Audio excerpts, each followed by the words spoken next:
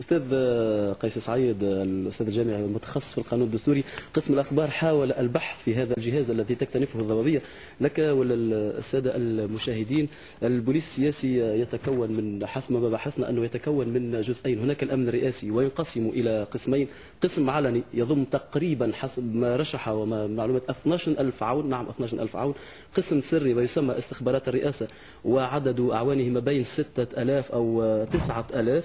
أيضا هناك قسم كان موجودا بوزارة الداخلية ويسمى إدارة المصالح المختصة. أيضا من أهم أجهزة البوليس السياسي جهاز الاستعلامات ومهمته جمع المعلومات، مصلحة مراقبة الانترنت ومهمتها كما هو معلوم يعني مراقبة الانترنت، المصلحة الفنية مراقبة الهواتف، كل الهواتف سواء في الداخل أو في الخارج، إدارة الحدود والأجانب وهي مكلفة بمراقبة فيها، يعني من البوليس السياسي مكلفون بمراقبة التونسيين بالخارج وأيضا الأجانب الذين يأتون إلى تونس. أيضا هناك فرقة الإرشاد من تتكون فيها أيضا مواطنين.